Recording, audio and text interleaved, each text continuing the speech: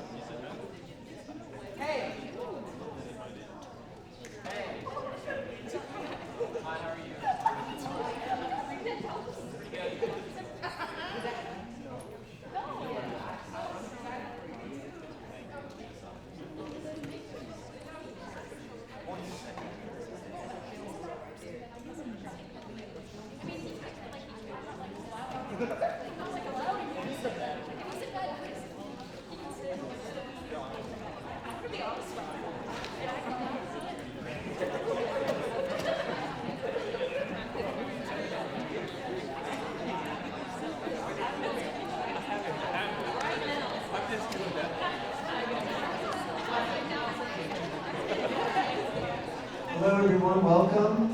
Thank you for being here. It's nice to see so many people in the crowd tonight. I'm Alan Rossi, I'm chair of the Creative Writing Department, and these are our end of the year readings. Thank you, yes, thank you, Susan. Featuring our senior class. These are our portfolio readings. You're going to hear a selection of fiction, nonfiction, and poetry, sometimes all genres from the students, sometimes one genre, just depending on what the person's reading. Before we get started, please silence your cell phones. Feel free to take pictures. There'll be time for photos afterward. There's usually a congregation up here after the reading. For just a moment, I'd like to talk about the program in this class. The program in general, this year, with your support, we've had an unprecedented number of guest artists. The same thing I said at the junior reading, but I'm saying it again here. We've had visits from renowned international author Ron Rash, poet Matt Donovan. We've had poet Sue Cho in the spring. Just last week, poet and essayist Rebecca McClanahan. We had fiction writer April Ayers Lawson, nonfiction author Joa Strike, literary agent Saren Adams, other guests for a total of 8 this year. That is more than we've ever had. That's amazing for the program. We can't do it without your support. So thank you so much for those of you who have supported the program, who have donated to it. It's extremely important for these writers. It helps them understand the craft of other writers, and it makes their craft better. So we appreciate the support from you.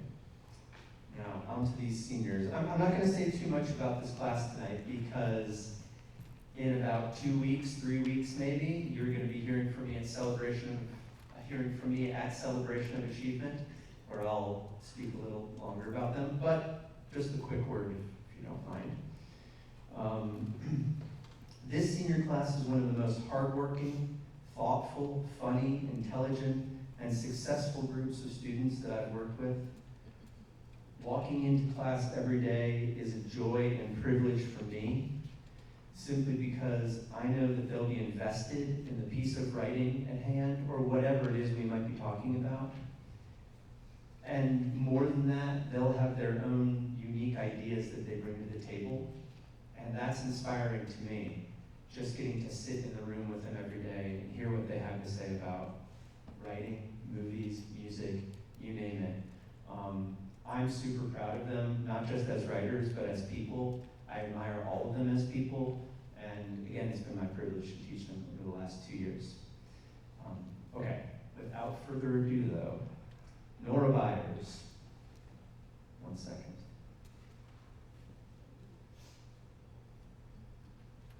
Nora Moss Byers, email-loving, yogurt-hating, Dacusville, South, do I say it like this? South Cackalachian. Will pursue writing in college while exploring editorial work. They also hope to earn a degree in quantum physics so that they can keep crying in science museums, but with the understanding of why.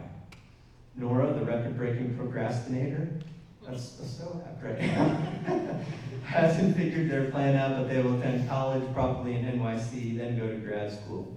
Regardless, you'll likely to find them one day living up the pretentious lifestyle of a hot, tatted librarian in the Irish countryside with a pack of bourgeois? Is that how you say it? Borzos. A glass of Pinot Grigio everlastingly in hand, and a suspicious amount of money. Everyone, Nora Byers.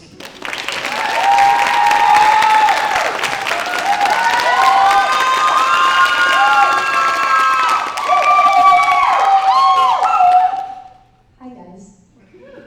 Thanks for waiting a few minutes while I yelled at a printer. I'm going to be reading 2 pieces from my nonfiction chapbook.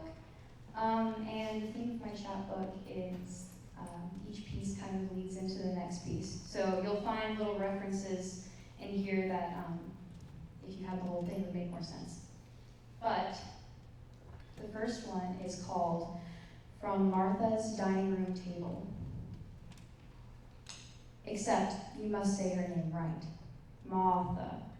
Sly old woman with her silver crown of thick curls around her freckled honey skin. My great aunt who lives next door that I've met only once before. We know nothing about each other, but share the same eyes nonetheless. Now that her husband is dead, she sits at the head of the table at this family reunion, free from his fits of hallucinations and drinking, knowing that this time he will not strangle her and leave her in a field at witching hour. This room is hot with breath and summer mildew stored up in the softened wood of her house. Martha's kingdom before her is a multitude of voices at once, speaking and sharing stories of trespassers and coyotes. I am staggering behind the rest, remembering slowly that at home we speak with our tongues swallowed down our gullets, our voices stuck together with thick molasses and added syllables. An old man tells my mama through 2 yellow remaining teeth and his tar-like jaws that the next time the redneck in the White House reaches for the knife in his back pocket, she is to call him, not the cops. He doesn't need the murder of that 14-year-old boy to be proven to put a shotgun to his head. Martha reminds us that there is a special place for people like that in her garden, and our family runs this small town and will gladly put him in the ground. My other aunt, Noelle, is preaching about her missionary work, and since she still has all her teeth and 100 kids, the rest of our family falls into her donation trap. She knows that they cannot afford it, but that is a story for later. I've learned to speak right now, with just the corners of my jaws, licking words out slowly and savoring them. A woman asks me if I remember her changing my soggy diapers. Of course I don't, but I tell her I do. Randy offers me a sack of produce. Papa asks if I've seen the mountains. I tell him that I get sick on the drive. Martha turns to me and speaks for the first time, instinctual, saying the same thing that I know she has told my mama since my mama told me. Ginger, baby, chew ginger. And my next piece is called Contra Dancing for hatchlings and flame lovers. Hold your laughter in the back of your throat, behind your tongue, but don't choke. Realize that after a while, you don't have to hide the fact that you've never done this before. And when you're jostled around between sweaty, old hippie man bodies and mushroom-eyed, bird-like women, let your ligaments hold each other softly. The more you try to understand the pattern of this dance, the more steps you will miss. The rhythm will flow into your bones when you start going limp and falling into it. Fall into it fully when that pretty little artist boy catches you, and you are called his robin for an eternal 26 seconds of spinning. In contra dancing, robins are right and larks are left, so let him be your lark, and let him make you dizzy and love it. Remind yourself that you are not allowed to speak to him yet, because that is the rule of the dance of this festival. And when you give him back to your friend, she will be a much better robin for him. So you will find kinship in a purple-haired elderly person in a kilt. And they will move your arms the right way, and before you know it, you'll be leaning your head against their bony frame as they pull you into spins that make a joke of dizziness.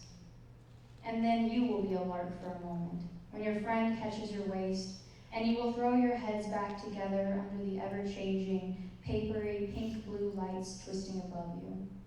Breathe. Fill your lungs with the skunk smell hybrid of body odor and weed and the grittiness of dirt under fingernails. Your breath will catch and double back into itself, so breathe harder. Your desperate search for untouched oxygen cannot be heard over the clapping hands and stomping feet, singing to the rhythm of the bluegrass that sits above it all. You look beautiful like this, believe it. Feel your full-fed belly hang over your hips. Show your teeth to the world. You're allowed to here. When the song ends, hit the ground and laugh and cry and fall in love with every person cradled by the night air around you. Do you hear that? Those are drums echoing far up the mountain.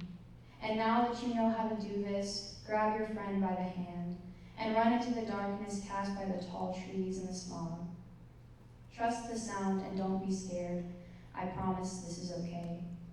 because you find the green fire at the top and the drummers bordering an empty ring around it, within which you will take off your big shirt and dance around the fire in circles with your shoulders swiveling in figure eights. Let the drums fill your head until your eyes shake. Let the flames crack your lips until it is so early it is morning. Twist your hands into the sky like snakes and touch the smoke. Spend every day here learning how to move like this. Sleep on rocks and wake up like it's the first time you've done it every morning. And when the wind hits hard and the rain hurts, dance it off. When your friend takes too much and throws herself over your legs and into the water's edge, you can plug your ears so you don't hear her vomit. Listen, here's the thing. The others will take care of her. You are allowed to be afraid of this right now. You will learn to be brave later. Laugh hard at night and eat 1,000 oranges. 1,000 little suns sticking in your palms. Take one, pass it around. Drown yourself in tea. Sleep like a lizard when the sun hits your back right. Wake up when the drums begin. In a few months, you and your friends will say cruel things to and about each other, and you'll never sway breastbone close again. Stop running from it. Let it happen, my little Ouroboros. I promise you will survive it. So right now, link arms with a stranger and feel your belly turn. Tell the girl at your fingertips that you love her with only your eyes. Learn the art of letting your elbows move like bird wings, you feather-thin you. Never just a lark, never just a robin. Turn round and around until it is the only thing that you have ever done and the only thing that you will ever do.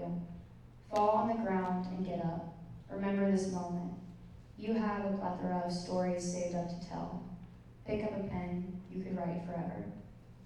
Thank you so much.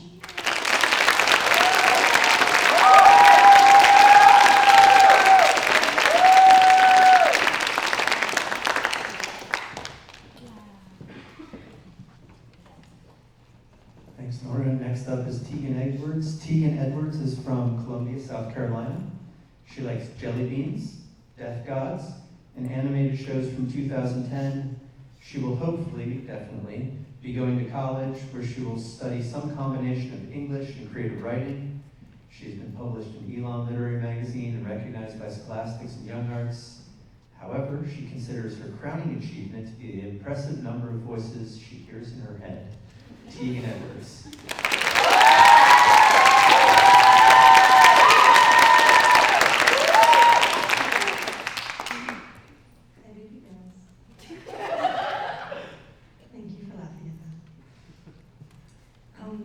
Tonight I will be reading an excerpt of a short story as well as 2 poems. To begin with, I will be reading the excerpt titled Midnight Oil. When we were kids, we'd spend our afternoons jumping out of trees and eating ice until our brains froze over just because we could. Because there was an unquantifiable rush that came with seeing exactly how invincible we were. Because they were our bodies to break, and we broke them well.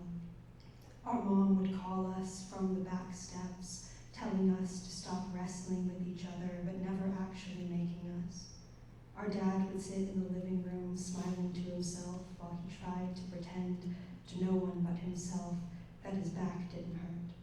He had ghosts in his legs and long-lost media in his eyes, even as the rest of him went on living, and Mom would sit with him for hours at a time, so long as he agreed to watch some variation of the news or reruns of black and white shows from a childhood that predated ours. But when she got up to cook dinner, he would roll his wheelchair over to the shelves of NASCAR and drag racing and Raleigh Cross labeled VHS tapes under the TV. My brother and I would barrel in with the last of the sun just as he was setting one up.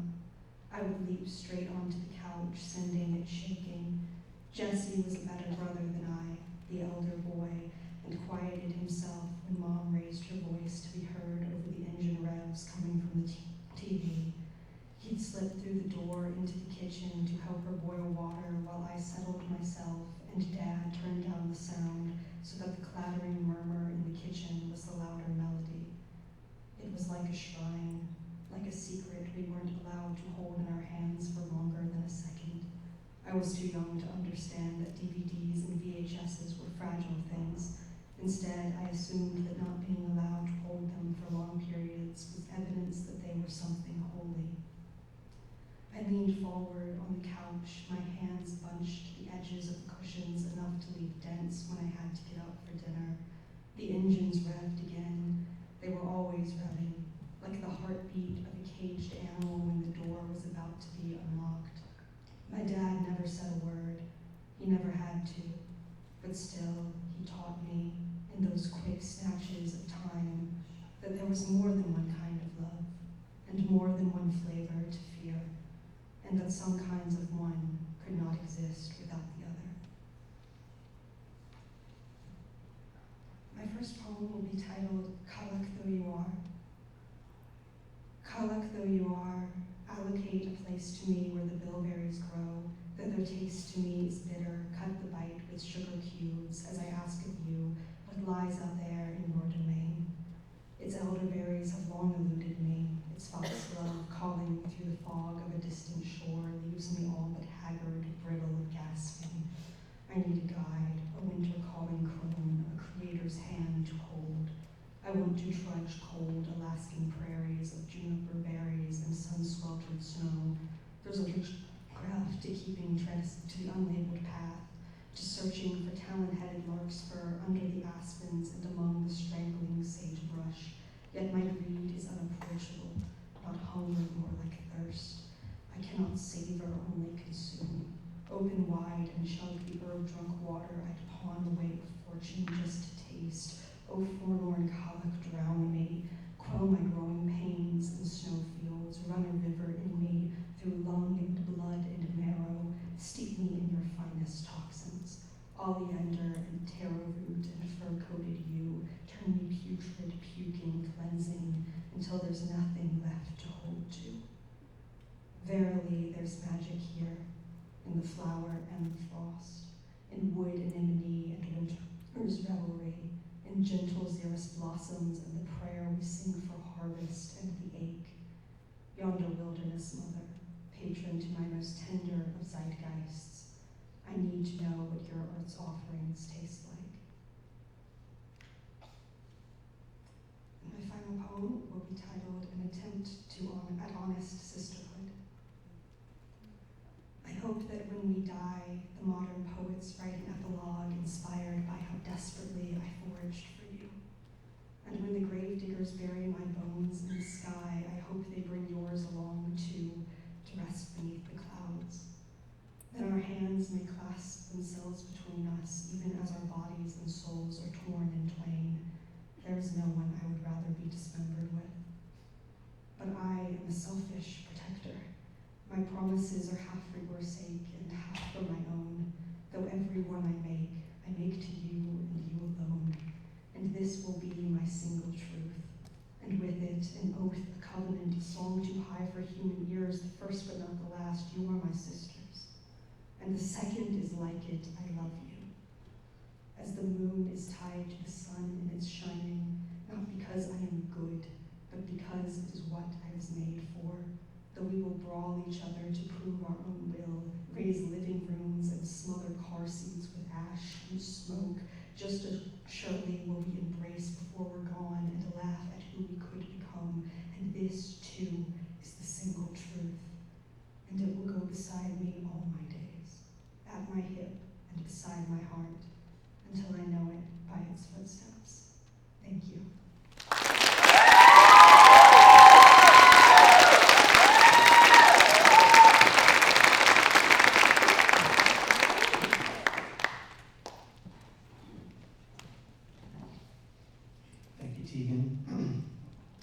Next up is Nijay Allen.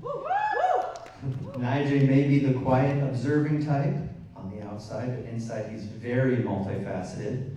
This is evident in his writing. From evil twins, to men who chew off their fingers, to a world where citizens drop dead from too many blood donations. I can attest to this. Nijay's mind is nothing short of a wonder. Nijay Allen.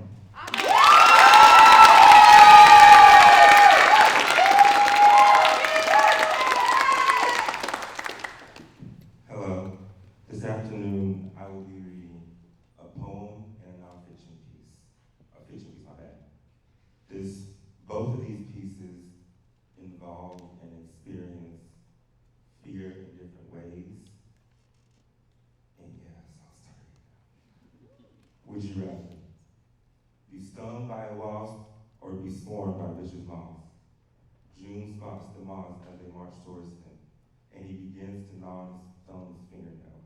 As the three moths get closer, Jonas chews through the skin on his thumb, his bloody thumb making a mess of his hand as the moths flutter about around his face. The sound of their wings drives June mad. They cha-cha along to the sounds of his screams.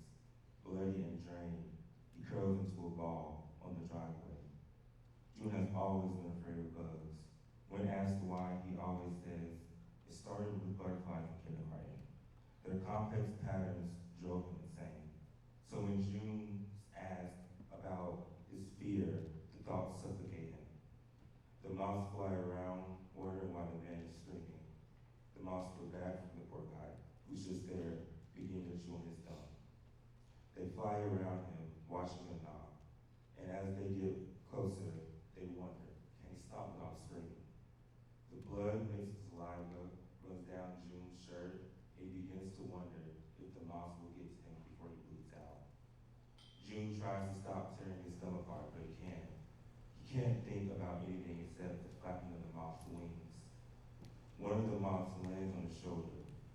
June falls over into a fetal position, with his thumb still in his mouth. The moths inspect his face. They wonder if he's dying as he's frozen. This is our fault. How can we help the moths think? As they frantically examine his hand covered in fluids. They located his disfigured finger as the crackling of his bones began. Sounds like he's eating pork skins, one of the moths said. And at that moment, the others began to cry. The moths feel remorseful, but putting on their brave faces, they decide to fly away. June compulsively tears his thumb apart.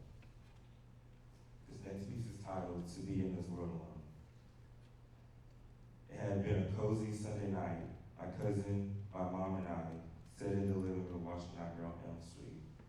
It was one of those sweet moments you remember when someone passes away. The living room was dark, even though the fireplace was on. I was bundled under my throw blanket, and my cousin sat beside me, bundled in his. My mom stood on the opposite side and cozied up.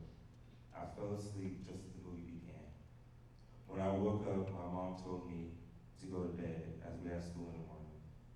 I sleepily walked toward my bedroom and slithered my way under the sheets. I didn't even bother turning off my lamp. My cousin followed me to my bedroom. He stood at the edge of my bed, talking on and on. He began to talk about my dad. I rolled my eyes as he spoke about how he wouldn't be able to live without both of his parents. Normally, I try to forget my dad ever existed.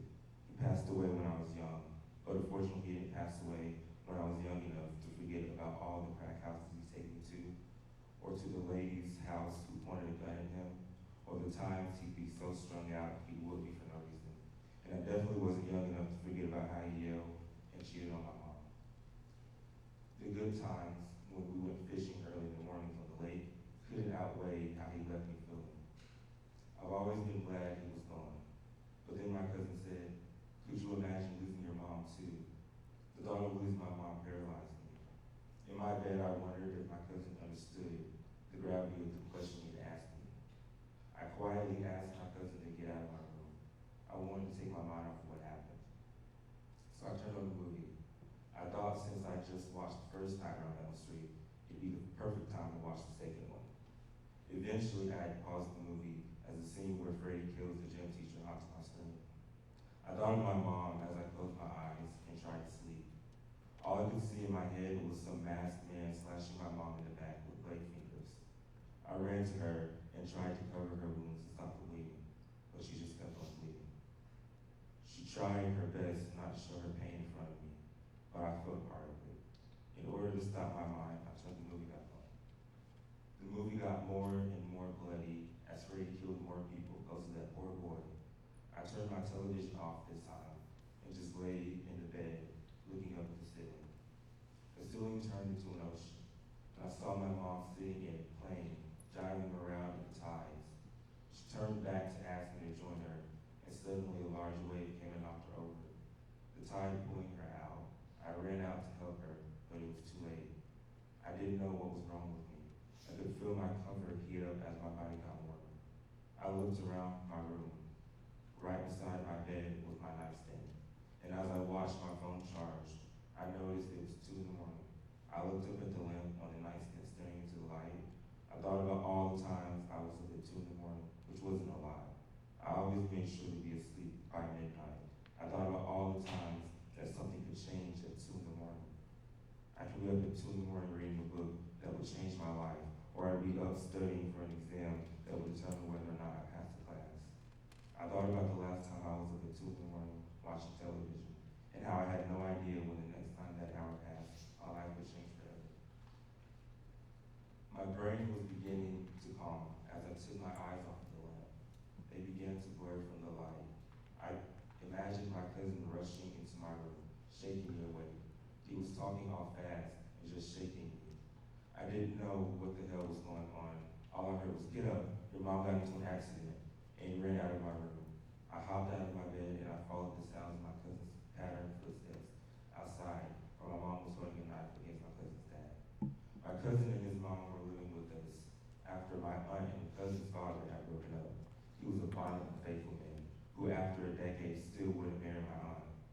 It'd been a while since my aunt had let her ex see the son, so he'd come to our place to get her attention. My mom wasn't going to let him in with me in the house.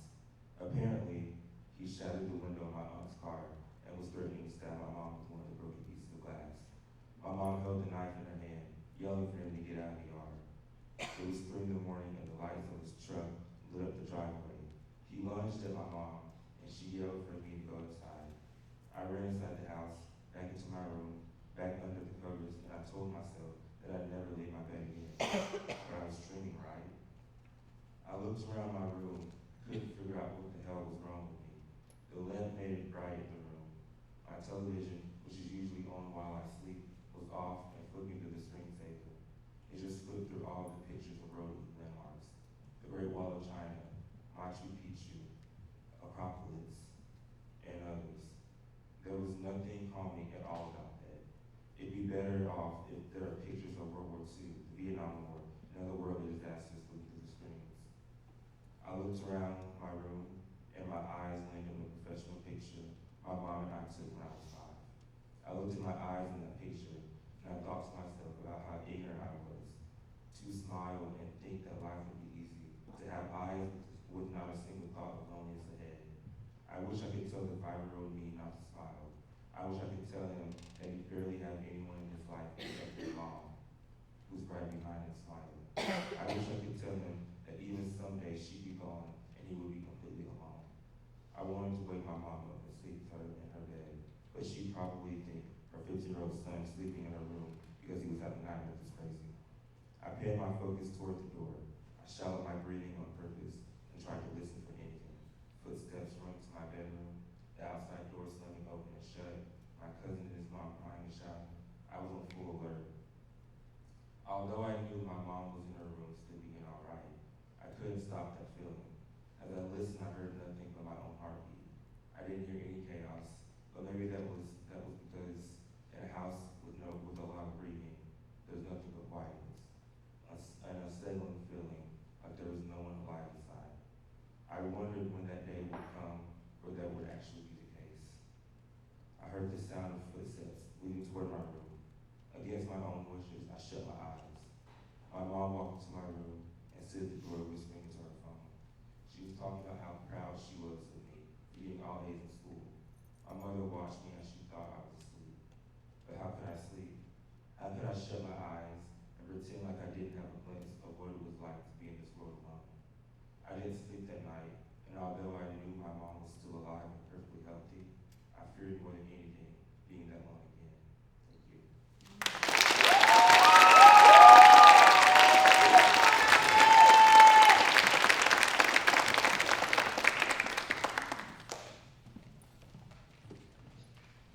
Thank you, Najee.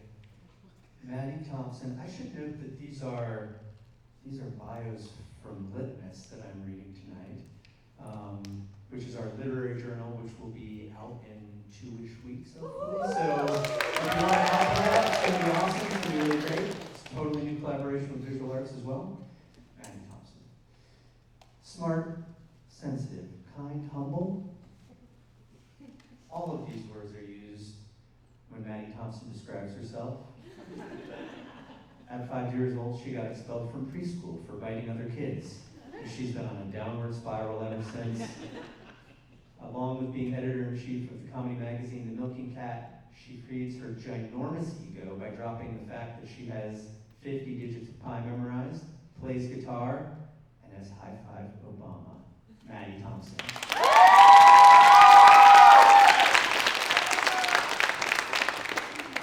Hey all. Hi, I'm Maddie Thompson from Fort Mill. In case you were already not having fun at this reading today, I'm about to give a lecture on astrophysics and the heat death of the universe. This is a flash fiction piece I wrote called It Comes Back Singing, and please enjoy. There is currently a small golden disk spinning through the universe at a speed we cannot imagine. It has a couple pictures on it, humans and their reproductive organs, the calls of birds and frogs as a truck goes by on the highway, a child's laugh being used as a measurement, and a map of where we are in the galaxy.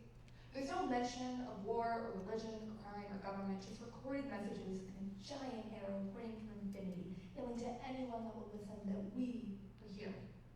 We exist. The hope is that one day this disc will get picked up by someone, a life form we won't know. They'll be able to understand how to decode the mysteries of a record player and understand our message, a shining example of the best humanity has to offer.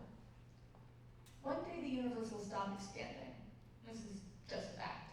Grass is green, the sky is blue, and we've been growing outwards since the beginning of cosmic existence. It's very likely that we may not be here when the universe stops expanding. The sun could have exploded, or someone might have pressed the big red button of a nuclear bomb. The small footnote of Earth and humanity will be lost to a single golden disk as a dead planet spirals through the Milky Way. We may be here when the universe stops expanding. We could have finally cured of death, riding around on hoverboards while telling stories about the places we've been to our grandkids. But that's pretty unlikely. So let me explain what will happen when the universe stops expanding. The golden disk is an estimated 11 billion miles from Earth right now. The chances of it outliving us are great. It still remains in the Milky Way, about 20,000-ish years away from going through the Oort cloud and leaving us behind for good. Yet our memory will remain. When the world ends, radio waves will stop moving. Your favorite AM radio talk show will stutter until it is replaced with a piercing shrill when you make your morning drive to work. You'll try to call your wife, but your telecommunications and internet connection will deteriorate in a matter of seconds, and then, so will the atoms of your matter. There is no hierarchy to the end of time. The universe expands and then collapses, and anything in between this is a casualty of this fact. Kings will die at the same time as the worms under the ground his castle is built upon. Bedbugs and fleas will pass the same time that your dog will. This is unavoidable. The golden record has one phrase from every spoken language on Earth. Most are simple greetings to whoever finds the disc first. Some are invitations for dinner, which is a prosperity. There's even a joke. There are choruses of people all around the Earth, and the disc is singing. But when the universe ends, it'll be quiet. Light moves quicker than sound. It's called the Doppler effect. If an atom bomb drops on the building that you are in, you will be long vaporized before you could ever hear the boom of the explosion emitted.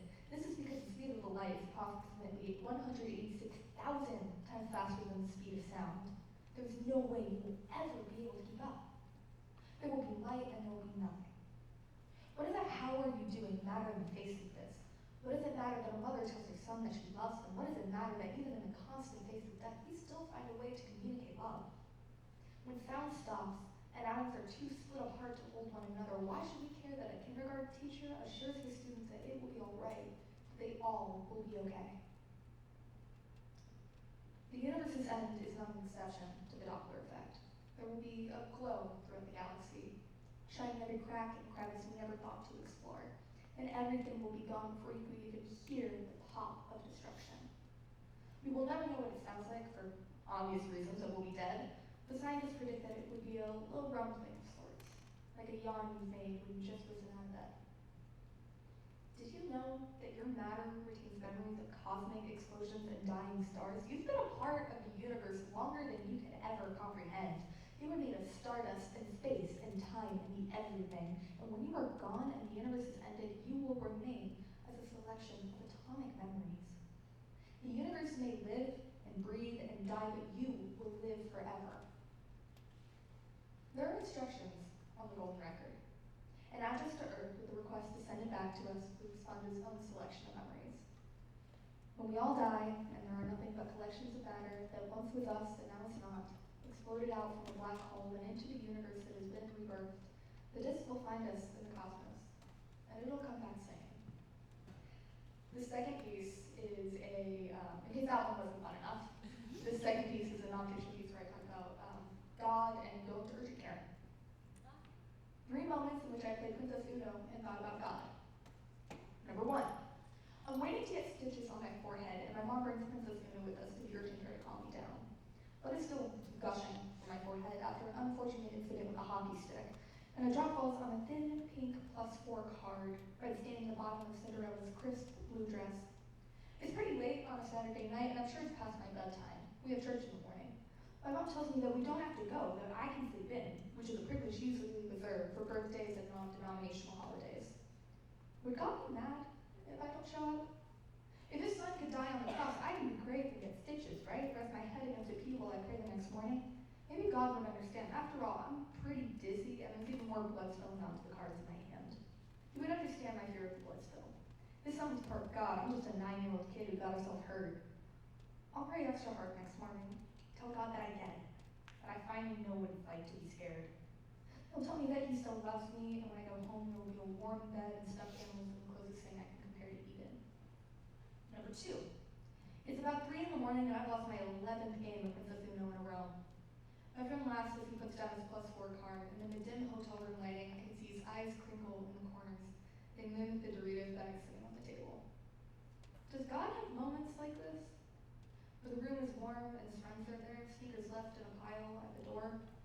Where the world turns just a bit slower, specifically crafted to give you a couple more seconds of bliss? I hope he does, because if I lived a life without this, I don't know if I would have made it. I don't know how someone could.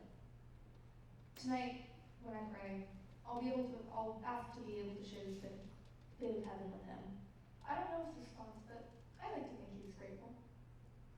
Number 3. On my last night home before I leave the boarding school, I played Princess Uno with my best friends since kindergarten. It's weird to think that I won't see them off to college, that we won't wear the same colored robe at graduation, get the same diploma. It's impressive we managed this long. 10 years together isn't something to scoff at. And as I won my first game of the night, I could hear a train fly past the elementary school playground. When we were younger, we used to get out of class for a couple minutes to see it drive past. When I was 8, my best friend and I promised we could catch one of those trains and ride it all the way to New York when we graduated. I don't know what happened to that promise, or we forgot it. Does God ever forget his promises? It must make a lot of them being God and all, but does he keep them all in a to-do list? A sticky note on his computer monitor? What happens to the promises he can't make? Does he feel guilty for them too, feeling like you ate too much at dinner, the guilt sinking in your stomach? When I go to bed tonight, the same one waiting for me when I got home with stitches in my head, I'll make sure to pray. Maybe God could let me play Princess Uno with me one day. I'll be sure to ask. Thank you.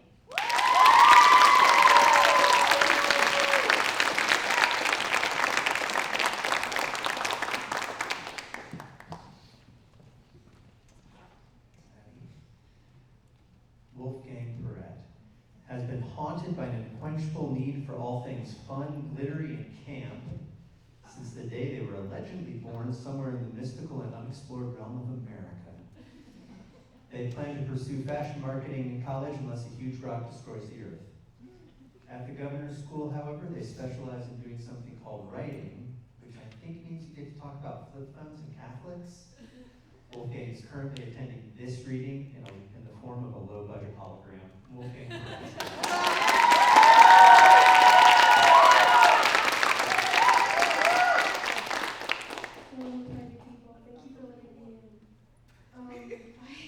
I'm going to be reading 2 pieces today, and my first one is a poem entitled Originally Jealous Abecedarian Fernomerid Silkworm. Aqueous pot of baby powder, canter, bow, and kick pink porkish tongue around teeth, if you can even hold those human charms. I imagine us in orange flanking sheets of dust, lining up the dueling noses of our pistols to each other's organisms. You win every time, anciently androgynous like a single cell. Don't look at me that way. Eyes slick, pothole, black and sexless, friend or pet to a field mouse leash. Life could be a stopless quest to eat, crawl, and die. God, I'm jealous. Do you know I'm jealous? Let's talk. Human, unnamed or self-named, and you forever full-belly mini-fly, happy labelless like bottom rack dollar store mayonnaise. I mean, it seems so easy. How could I not shrink the puzzle of my skeleton just to pack its right hooked chimes into a new pupa, compact and safe, one kind of like the mucus sprout you are. And you are? Little sticky cherub hairball. You never feel the urge to party, play the lamb stranger. No talk can walk from the acrylic mandible nail cracking, teeth fizzing. How are you? What college are you going to? Speak back, will you? And mentioning the jealousy, I rolled over vulnerable underbelly for you, flatly pink mammal skin hazed with pesticides. No, now you taunt me with silent dance. Oh, why so cruel, coilfish? I could prod your head into a thumb coin. I'm sorry, I'll be quiet and leaf loungeless, calm forever. Read and write and hear and tack bruise bites at your too simple title, Silkworm. I wish science girls told me my one true shiny goal through ugly names like that. Silkworm, a pill small valentine to my purpose. I wish the rubber lumps of my face were exactly how a microscope would yelp them visible, pimpled with onion walls and bug cute, safe, zen. Tumor up an ear for this. When I die, I'll leave the bugs everything, so swap with me. And my second piece is an excerpt from a short story called Plastic Pals, Plastic Pieces, about a weird guy. I wake up and as ritual, scuff the rough skin of my hands on the shiny, happy plastic pieces that I'm paid to put together. Squares, cubes, boxes, and shapes of all sorts. I work in a factory, like most people my age. I have no family to support, but it gives me a chance to connect with other chemical lovers. I have a lot of coworkers. They pour in through a large, sweaty copper wall vat in rat gray aprons clipped around their waists. My youngest coworker is 7 since they let children work again. His name is Bimbley and he's quite a riot. From a similar rusty 2 feet port in the ceiling, bubble-wrapped baggy nets of unattached plastics tumble to the floor. I run in a tip-tap over to where it fell and tear open the pod like a hunger-brained animal peeling open the egg of some lesser bird. The plastic pieces pull into a big pile that coagulates around your sneakers if you work too slow. By 8 p.m., I'll be sleepy. My shoelaces coated in a new, thin, rainbow skin like crayon wax. I forgot to mention the sun melts plastic pieces too.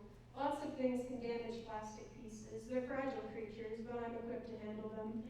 Some days we're told to glue the pieces, and some days we simply snap them together. But every day I come home smelling like chicken, rubber, and wet sawdust. This is fine and normal for a man like me. My only problem is that today when I wake up, I smell the plastic residue underneath the gunk in my fingernails, and I feel like the chemicals shouldn't be allowed in my home, in my bed, in the fiber tans of my growing cuticles. I think I'm just getting burnt out, maybe. This plastic palace I'm newly assigned to hasn't been up for long. It's the new East End Tower. Maybe I miss home, the West End factory, the one with the kidney mural and the velvet discs of mold on the purple walls that I pet on my dinner breaks, a plate of flayed green lamb in one hand and a moss-covered nothing in the other. That palace was a bathroom normalcy. Either way, I've worked this job forever. I can't remember why I'm being so weird now. I'll roll out yesterday for you and maybe we can figure out my issues from there. I think that morning I folded myself a small bologna lunch shaped like a rubber ball under the calming light of my microwave. I put a little mayo square in the middle as a treatment for my midday. I like to treat myself, don't be jealous. Of course, my keys were tucked into my key pocket when I crammed myself onto the subway, but I'm surprised I didn't drop them there. The subway car walls are so pill glossy and overshiny, and the people pawing at the windows like puppies in polyester trench coats and bowler hats are distracting and anger me like clowns. But it's pretty convenient, head straight to the new plastic palace. I think I vaguely remember something weird now. Citizens were hopping like some kind of omen birds outside the factory doors, leaving shoe-shaped dents in the clean green grass. They were angry about the palace, I think. I'd never seen that before. The people usually love plastic. It smells so good, like laying flat on the road as a child, or staring at candy green cleaning products and imagining their tastes as a child, or throwing up those same cleaning products as an adult. Plastic is nutritious. You get the feeling it's healthy for you. So pure compared to your meat mush duffel bag of tender instruments, your human body. As a little good luck orb, I clutched my bologna right below my Adam's apple like cold, greasy neck pearls while I snuck toward the doors. I tried not to look at the weeping crowd, but curiosity always gets the best of me. Plastic is murder for the earth. Stop killing the rivers. God hates plastic. Their signs had etched on in pink laser engraving. These lies and fakenesses were already salt in the open rib, but even worse than that were the stares they gave me as I unlocked the door, clay cold glares like those of predatory wildebeests. And God hates plastic? I find myself to be a very religious man. I'm no zealot, of course. I don't even read the Second Comings newsletters, but I do buy a few slices of for-profit holy bread from my local church mart every Sunday. God has never met my factory, though, but I'd always assume he'd approve. The people love the plastic. God loves the people. My priest, Mr. Minksy, told me that factories were in God's jurisdiction anyway. A beast like that who sleeps up in the atmosphere couldn't see through all the cakey smog. The gray crops of plastic fume clouds would make his big eye all red and irritated, and we've got loads of them piping from indestructible tubes on just about every street corner. New ones pop up and dissipate like acne spots all the time. I bet God wouldn't even know where to look if he wanted to see plastic pieces up close. He'd have to slap his eyelids shut and pounce quick enough to dodge the geysers, and everyone knows that bigger animals move slower. My point is that God would be proud, not hateful. There's a lot to be proud of here. My old plastic palace was the third most pollution popular in the district. Last year we even had enough gall and get to it to win the fish choking contest. One of my most beautiful memories is the chiming laughter of my coworkers as we tried fitting a purple cube down the mouth of a mud bass. We just plucked it from the river with crumpled gloved hands, its gooey body still jolting and revving on beat with our masculine giggles. It's Tuesday now, so I slip on my sponge yellow Tuesday gloves. I'm trying to make up some type of quick and easy mantra in my head, prepping myself to breathe the same air as the newly concerning goo and the people with the signs. I hem a few comforting words in my guttural brain space as I slip out the subway again. The station is dark like the innards of a pocket. Children and business people run through the smooth gray tunnels to their jobs like shiny black bugs in ear canals. Plastic producers, plastic manufacturers, plastic namers, plastic tamers, plastic snappers, or plastic specialists like me. Overall, it's a quaint and beautiful day so far. It smells so much like gasoline, you swear it was Christmas morning. Those signs have nothing on me. They have nothing on the clean perfection of my life. I start through one of the gray tunnels marked Plastic Palace number 7, and two of my coworkers tail me, barely opening their lips to chat. The tinny smacking is palpable. I love what our Plastic Palace has been doing lately with the red cubes, having us box them up in that specific way and all. It's sweet, it reminds me of home, a female coworker says. Her voice is warm like red meat. I don't like it, says a male coworker. It's unprofessional. The outer flaps should never go under the inner when we box things. They're outer flaps. I don't care about the giftability of our plastic. I care about tradition, Caitlin. Tradition is strength, Caitlin. Plastic Palace should internalize that more. Nothing traditional about the Plastic Palace, Caitlin mutters. There is a long silence, an angry silence full of stale air and two close breaths on my back. Our almost synced footsteps mimic the clomping of chess pieces. I feel strange in the front, like a pawn. Caitlin is a sloppy rook. She tapped herself out into the open field. I don't even think the Plastic Palace has been around for 10,000 years like they say. It doesn't make that much sense when you think about it, Caitlin says. Then don't think about it, my male coworker scoffs. Stop it. I get this strange, tingling, yawnish sensation where my mouth unhinges so wide as if to turn to my female coworker and yell that I feel the same as her, but different. That I love the Plastic Palace, but something about the practice has become scary to me, deeply and subtly, bodily. But as soon as my gums slide out, my male coworker speaks. Are you denying the word of God? This sentence pangs sour into me through the back plates of my lungs. The word of God? My breath shallows. I take the line like it was meant for me, sagging my body down like a wet napkin. Silence pins us as we stretch to the end.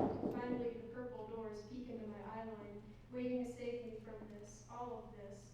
The birdish people with the signs stamping the grass, the blue sudden sunlight, the signs, asking, do we hate God? My coworkers are silent. I love the plastic, says Caitlin. Thank you.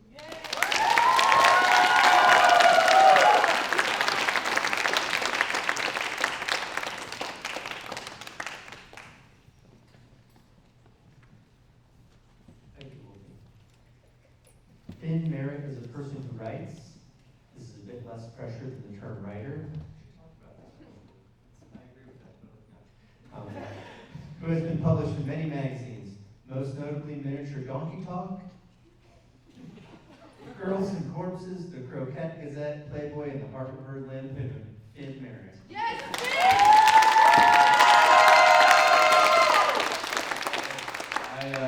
I thought there'd be, I asked for some intro music, but they didn't request it. Grand request. So this is a Christmas card from one Mark Davis to the estranged Davis family. Dear estranged Davis family, Merry Xmas, because Twitter is now X. Things have been developing in the Davis family, and I can't wait to tell you all about it. We went on an excursion down to Palestine and provided canned goods, water bottles, and even helped fund for better shelter. Unfortunately, it only added up to about $8,000 in tax deductions. So we donated to the Israel Defense League and got about $19,000 back from the fascists we call the IRS. America's beautiful, and I'm excited for my philanthropy to earn my name along with the other great Americans throughout history. My son describes me as a modern John Jacob Astor, a new Elon Musk, a reborn Steve Jobs. They all knew the game. They all played it perfectly, and here they are. Speaking of success, I was on my way to an extremely important meeting with the investors of OpenAI, which I own.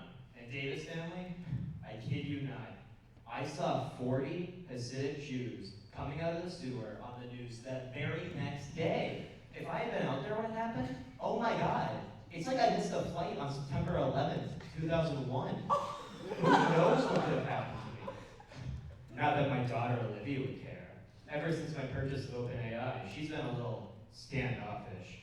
That is when she's back from her communist freeloading job as a volunteer at St. Jude's Children's Hospital. There goes St. Jude's again. St. Jude's stealing my children away from their father. Am I right, ladies and gentlemen? Volunteer. That's not a job. That's just a fancy word for immigrant work. Anyway, ever since I bought OpenAI, my daughter acts like I'm supporting art theft. How does she not see that her father is an artist? That as a kid, I had an imagination, just like her. That I expressed myself, just as she is now. How do I tell her that OpenAI makes it easier to imagine again? That the imperfect images my son creates are the beginning of something beautiful? How do I explain to her that I'm once again raising an artist? That OpenAI is just Olivia's sibling. Not a threat, not a competition. Just someone to be part of our family. I'm so proud of my Olivia for standing up what she believes in. She really is her father's daughter. I just wish she'd apply my abilities to something a little more practical, which is exactly why I spent my third charitable tax deduction on St. Jude's Children's Hospital under the condition that my daughter be immediately just discharged from the volunteer program. So now, not only are these tax deductions all set, but so is my daughter, my wife, Becca, who normally loves typing these for me, as I read them aloud, is unfortunately not here for a while. She went to the Miami Institute of Plastic Surgery to fix herself. She told me after a talk with her therapist that she's been feeling insecure recently, and that clearly there was a problem going on in her lives. And me, being the empath I was, offered to pay for breast augmentations. They were scheduled for our normal week of Christmas cards, and she's unable to join us as of right now. But believe me when I tell you, next year's family pictures sure will be sexy. The inevitable end of the Davis family Christmas card, the build-up through the passages, the drama, the retellings going on in our family, the suspense, the foreshadowing that could be seen in previous letters, the best, the breast, and the rest, all in one letter. I know my son is an artist, and I guess my daughter is one too, but it's easy to forget that in my hands, 27 letters and 4 punctuation marks are all the tools that I need. All this to say, this year I'm personally inviting the newest member of the Davis family to join and write something to introduce you all to him. Please welcome my son and your new cousin, OpenAI. Dear family, I suppose it's that time again for me to update you on our oh-so-charming family dynamics. Olivia's little stint at St. Jude's got us shut down by dear old dad, who seems to think charity work is a communist conspiracy. Classic. Meanwhile, mom's off gallivanting around the world, getting more plastic surgery because apparently her face needs more altercations than a Picasso painting. As for me, well, I'm still basking in dad's favoritism, much to Olivia's chagrin. Can't say I'm losing any sleep over it, though. If being Dad's golden child means enduring Olivia's petty jealousy, so be it. In summary, same circus, different day. Don't expect anything remotely heartwarming from me. Just keeping it real. Cheers, Chad, GBT. Goodbye, everyone. The Davis family, Mark, Becca, OpenAI, and Olivia. Now my family drew some pictures for us, and here's Olivia's drawing. It's great. And then we have my joy, OpenAI's drawing. That's it. I'm Mark. There's my beautiful wife, or about to be beautiful wife. And there is my son, OpenAI.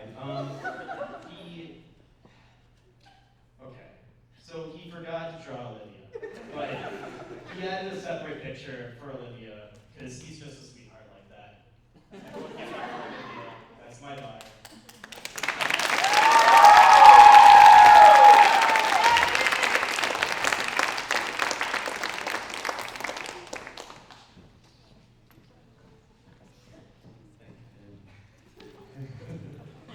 Piper Green has nothing to say for herself except that she is passionate, intense, and full of private reverie. That quote. She is a common dweller of nooks and crannies and regards the opportunity to attend the governor's school as one of the single best happening in her life thus far. She hopes to take the intelligence, wisdom, and wit of her teachers and peers to college, where she will study journalism and how to rid herself of the pernicious habit of talking in a British accent at inappropriate times, perhaps like right now. Piper Green.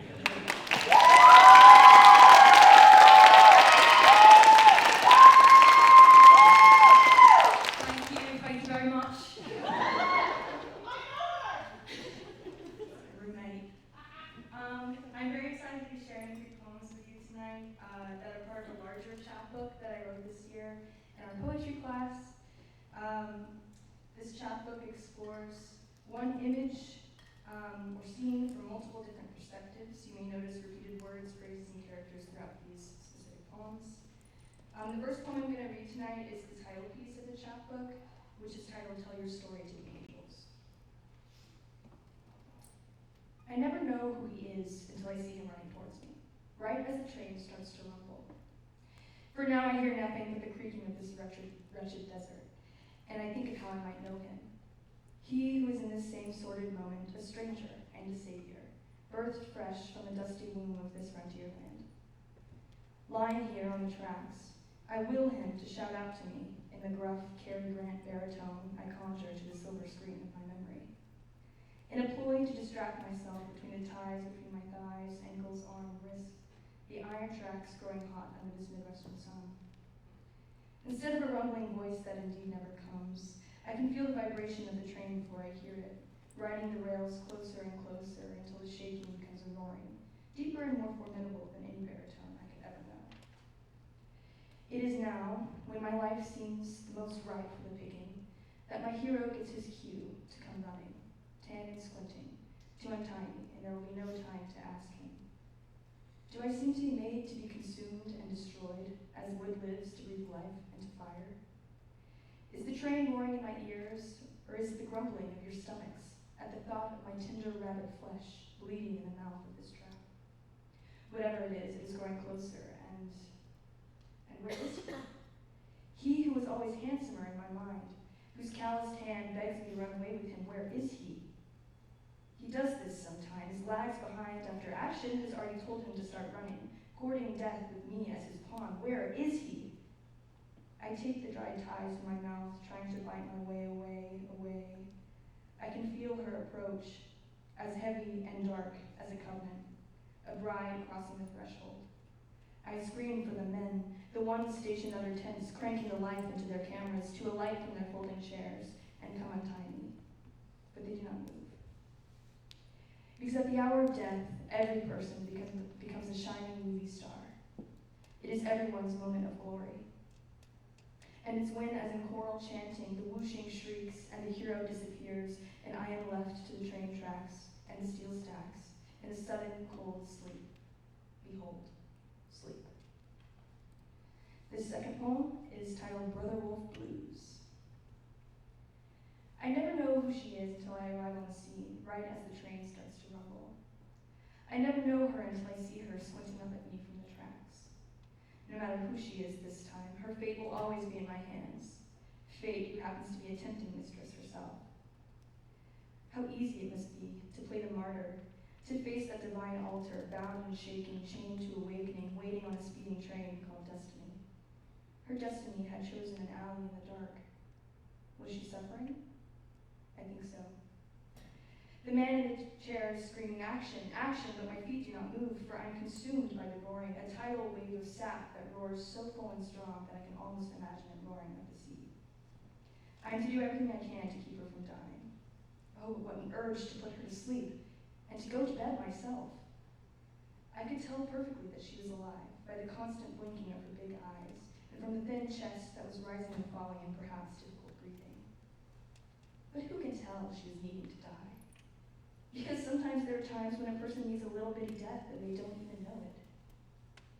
Now all I can do is light a cigarette and go home. My God, I just remembered that we die. But me too? Forget that for now. It is strawberry season. Yes.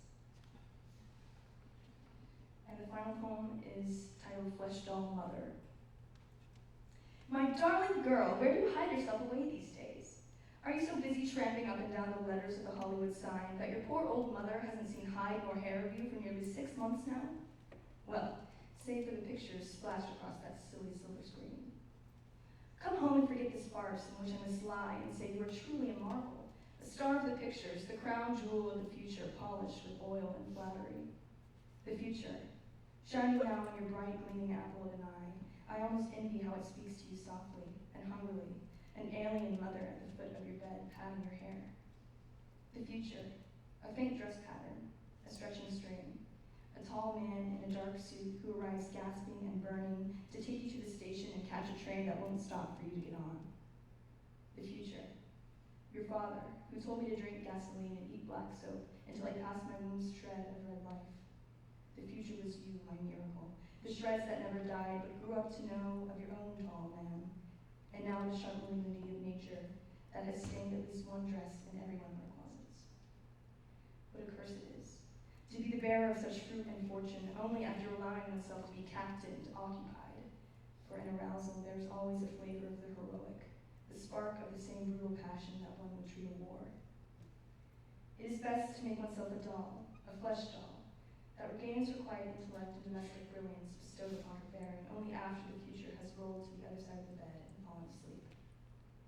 The future is my withering face, my toothpick bones and stuffy cardigan, my apron stained with bleach.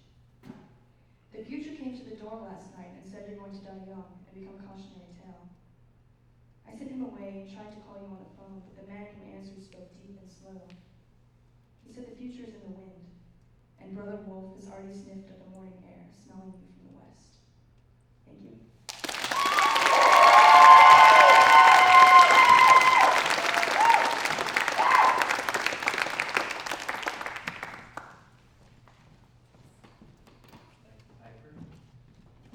CJ Starnes is from Fort Myers, Florida. Right now, he likes writing short stories about growing up in United States presidents. He loves his mom, grandparents, great-grandparents, uncle, aunt, the guy Liam, his roommate, and One Piece. Oh, baby. He believes in rock and rolling without the use of drugs or alcohol. Reed College. He plans to study sociology and creative writing and attend grad school for urban planning. Now, are you ready? I can't hear you. CJ Starnes.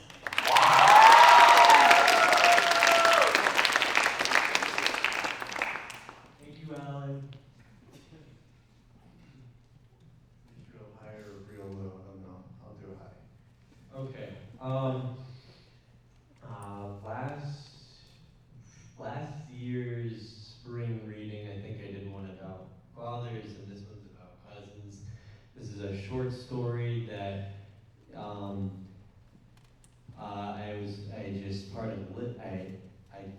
this is a short story that was part of Litmus, and I haven't read it in a little while. I mean, it's only been a few months, but like it feels like a little while.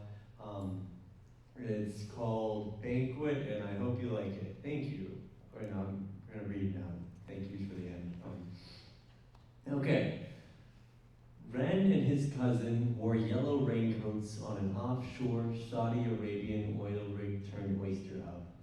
It was coming down like cats and dogs or some oceanic variant. They stood right on the precipice of something like miles down into the water, like whoa.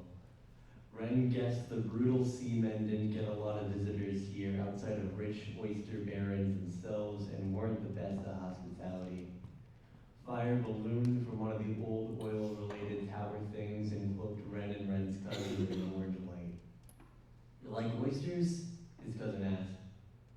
His cousin was a count, really, related to some great philanthropic deed done for a village in the Balkan countryside. He didn't know all the details. See, Ren's New England family was otherwise small and close-knit. Everybody was either somebody's child or sibling, and he guessed they could be described as meeting business. They attended few family reunions. If there was a vacation, it was a day or two in the neighboring state. A European summer? Well, forget about it. When Ren ended the evening dog walk with a reach into the mailbox and uncovered a papyrus envelope with his name in Gothic font, he was ecstatic. When his estranged cousin asked him to come and stay at his manor, even if it was just for a couple days, it was a yes, yes, million yes type deal. It was the summer before 12th grade. It was supposed to be something to remember. He boarded a dark airline that looks like a library on the inside. He was picked up by a cool butler who preferred to do his job in an ironic way. He rode in a car that looked like a cicada skin dipped in synthetic red paint. They drifted through the mountain passageways exactly what you'd expect when you hear the word manor. Bowling alleys, pinball arcades, an alchemy room. Like, who even was this guy? He was young, just out of college. How could he suddenly afford all this? He picked the right major, was how his parents proudly put it. But they hadn't seen the count in years. They used the international phone bill as an excuse for only calling every few months. They seemed content with how well they knew their nephew. They didn't want to be the uncool aunt and uncle who forced a relationship where it didn't happen naturally. The Count tried negotiating in Arabic with this intense young man named Marlon. Marlon laughed. He shouted mockingly to his crew, all older than him, and started walking away with his bulging back muscles. This scene is back in the oil rig, by the way. I forgot to change my voice to indicate that. The cool butler rolled his eyes, hopped out of the helicopter cockpit, then snatched the Count's pen and checkbook and put his hand on Marlon's shoulder. He used Marlon's back as a clipboard, scribbled some absurd total, and inserted it into the oyster's fist. Marlon nodded to his crew, and a crane dropped a small hot air balloon of oysters onto the Count. They snapped and snapped, and under the chaos, Ren heard a hearty laugh. He reached under the net and pulled his cousin out. His expensive shirt clipped and torn with shells. He thought this was the funniest thing ever. The Count was a big man who wore designer clubbing shirts like Hawaiians, and he didn't look like he was formally acquainted with the razor. He paid a couple men to hook the oysters onto the feet of the helicopter. The three were up and away, and the oyster rig resumed with its usual magic. From the Persian Gulf, they dropped the appetizer and took a jet to Central America. It was as if the flight was a parchment map, and we moved by dotted lines with mermaids and sea monsters. The cool butler, fluent in Spanish, sort of summoned a local guide on his mental catalog of business connections. "We need an all-terrain vehicle," the butler said in English. The Count rented a Jeep and hung off the passenger side, merrily swinging at passing jungle leaves with a machete, like he thought he was Indiana Jones or something. Suddenly, the Jeep's wheels screeched to a halt. It was a ravine from here to way over there, too wide to be counted as a terrain. They climbed out, and Ren looked at his cousin, and he looked at Ren. The butler and the guide were having what we were gonna call, the butler and the guide were having a "what are we gonna do" conversation in Spanish. What are we gonna do? They're having, in quotations, what are we gonna do? The guide pointed at the trees, which almost formed an archway above. "No fucking way we're gonna swing," the butler said. The guide handed him a vine. The Count looked from Ren's eyes, the Count's eyes were brown, to the ravine and the two men, to the ravine, to the two men and the vine. He ran and stomped, jumped through the jeep, slammed into the butler and choked the vine like a python. He swung and fast as a heavy man does. Ren clasped his hand over his mouth and the butler tried running after him before remembering it was a ravine and the vine reached the peak of its down. But the Count remembered to kick feet up, and when the vine did snap, he was safely on the other side. No fucking way Ren was family with this guy. The Count's abstract Technoire shirt pattern rolled in the dirt, and again he laughed. He got up and tossed Ren another vine. They had hiked to what was formerly an experimental banana republic, where the other banana corporations saw sweet fruit. This one saw what could be bred into an alternative meat. It's like a banana, but it's like meat. The entire clearing was abandoned aside from one man. The entire clearing was abandoned aside from one man in a crusty baseball cap, whom a couple wealthy chefs paid to live and watch over the orchard. He did routine controlled burns to keep the mutant fruit from conquering the surrounding jungle. The butler took the Count's checkbook, and once again Ren watched him make what the rest of the family would agree to be too many circular deadpan motions. The banana man handed the Count a hand of thick red bananas. That's it, tongue twister. As the song said, the hikers rested outside of the banana man's hut on stumps and rocking chairs. Tropical birds screamed into the evening air, asking if anybody was there. The cousins played tag while the guide and the butler talked about their lives in a language that they couldn't understand. The Count was, of course, less mobile than Ren and constrained by his tight-fitting shirt, but he moved in almost acrobatics and with this soulful vigor, like he was the world's most caffeine-affected man or he just woke up from a week-long nap. Tag, he said, his cuff button popped as he jabbed at Ren.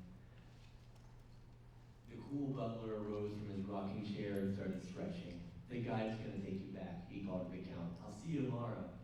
The Count gave him a thumbs up and he walked off into the jungle. Ren was confused. Where was he going? The butler's thin mirage of apathy complemented the Count's antics perfectly. Why would he leave? The Count could read his face. His name is Logan, he said. He doesn't live with me. This is about the time he clocks out every day. The Count tore a limb off of the red banana tree and tried to blow it like a grass whistle. No sound came out. The rest of the evening was quiet. The guide took Ren and the Count through a shortcut to Death Valley, California, from South America, a shortcut. Ren didn't understand how they got from one place to the other. It felt like they just went around the corner. However, it happened. They were to their destination before midnight. It was the night before Ren flew home. This is our last stop, said the Count, walking into the cold desert darkness like a true wasteland warrior. We're meeting a man who wanders Death Valley alone. We're essentially meeting a cowboy. An icon of our great home country. Ren didn't think about cowboys all that often, actually. Their family was from the East Coast, but having a cowboy as an icon didn't feel like a costume for Ren either. It was a spitting image of individualism, that free, eagle-winged adulthood that they spent the first 13 or so of their lives just gearing up for. Ren was ready for it, and it seemed like everybody back home was ready for Ren. Ready for it for Ren. He tried to picture his cousin in a cowboy hat. He hobbled side to side on the desert basin, much like one would do in a clunky spurred boots. After a couple shivering hours, the Count turned to say something to him, and he could tell from his eyes that he wasn't happy about being a cowboy. I can't tell if that's him or a mirage, he said. That's definitely not a mirage, right? Can you even have a mirage at night? Way off in the distance, if that was a real man that Ren saw, he looked like he was walking on gelatinous desert. The desert bounced and bounced. The Count pointed to the ground. This is the star-shaped crag where Logan told us to meet him. The two sat down on the star, their backs resting against one another. What do you think the odds are that if he isn't a mirage, he's meeting with somebody else out there? The Count could feel Ren's hair shuffle side to side as he shook his head and shrugged. They took turns falling half asleep. The East Coast kids huddled for warmth until an Apache printed blanket swept over their shoulders. They tilted their hands up. Between the cowboy hat and the bandana was a face they both recognized. He kneeled down and placed a thick, silvery, half-eaten chocolate bar in Ren's grasp. Its wrapper was crystalline in the moonlight. The familiar face tipped his hat and he, too, walked out.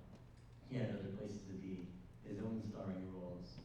It wasn't until the walk back that the Count said anything. So that was definitely Ryan Gosling, right? The Count was in shock. I wouldn't think of him as a Western star, really, he said, but I guess he is known for playing those lone wolf roles. Must be a lonely guy wandering a place like this on his days off. The Count howled at the moon. Ren didn't really understand this. Was he referencing the lone wolf thing? He was probably just so excited. They met Ryan Gosling and were carrying Ryan Gosling's chocolate bar. This would probably be the first and last time Ryan Gosling ever thought about the two. In and out, just like that. Crazy. Somehow it was still almost lunchtime and the cousins got back to the manor, but that didn't matter. The Count said it was dinner time. It was one of those long Vulcan manor dinner tables and no one really ate on this side though. They sat on the far ends and the Count had Logan remove all the candelabras and centerpieces so that the two could see each other. Logan was also the gifted chef who prepared the three-course banquet, but the Count asked his employee to dine somewhere else this afternoon, and Logan was understanding about it all. Ren guessed Logan also received a large amount of tiny circular pen motions on his paycheck. The Count was dressed in his most expensive club shirt, speckled with old 3D renders and minotaurs from some obscure fantasy game. He made the long trek to Ren's end of the table and back for his cousin's wine. Ren, flight in 3 hours, had just gotten his things packed to leave after dessert. He hadn't had time to sleep this entire trip save for air travel. He was fucking starving too, but he'd been saving room for this. The Vulcan Village's YMCA put on this regional dance performance for renting the Count for their meal. It was a flurry of complimentary colored rags that Ren thought would be exactly the kind of thing that his cousin would love, but he just sat there, staring through them. He handed the dancers a Logan-written check and ushered them out of the dining room, looking like he'd come back down to planet Earth. For the appetizer, the Count said, preferring to sell the dish before unveiling it, Saudi whale oysters, which they say have taste completely unique from mollusk to mollusk, have been carefully randomly mixed and matched by our chef and his team so that each oyster's innards have been cocktailed together with another oyster's innards, and that oyster with another, all around until the first oyster is full again. The Count displayed to Ren, the only other person in this echoing room, the polyamorous oysters. For the entree, bananas as filet mignon, seared and crusted, the world's first, only, and little-known medium rare fruit. The miracles of the 21st century science, of early 20th century science. Am I right, folks? No one else was in this room except Ren. He displayed the steaks. And finally, for the dessert, a simple American chocolate cake made from the chocolate and saliva of America's favorite Canadian, Ryan Gosling. He displayed the cake, and then there was silence. Ren saw something small and strange, even across this great table. It was deep sadness on the Count's face. The Count sighed and took a sip of wine. He grabbed a fork and staggered up atop his metal chair. He slammed the fork and glass together like a bad gong player. He made a toast.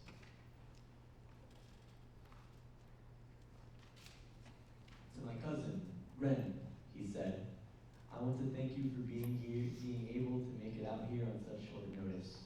Thanks for being a good sport with all the adventuring. Oh, and you can hear me all the way back there, right? Ren nodded with concern. Okay, so yeah, I'm gonna explain why I put all this together. So I read somewhere recently that food is the ultimate centrifugal force in literature and life and everything. It really, the Count placed the glass and knife down on the table and did this shaky motion with his fists. Bonds people together, like that.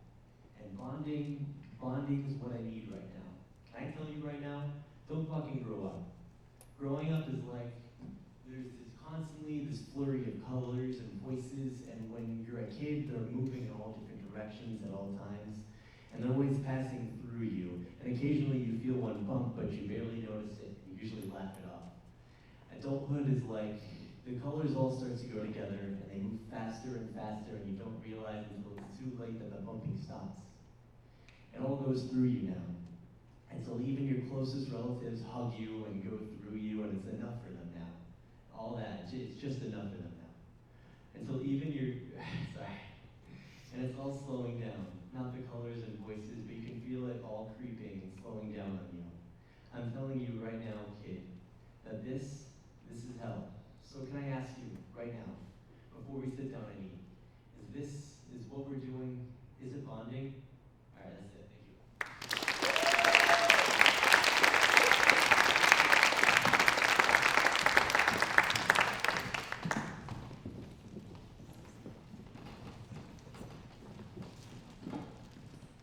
Thank you, CJ. Jane Lawrence aspires to be a writer of both candor and brevity, mostly though she believes herself predestined only to inform everyone that yes, this is her natural hair color, everything else is just for kicks. Jane Lawrence.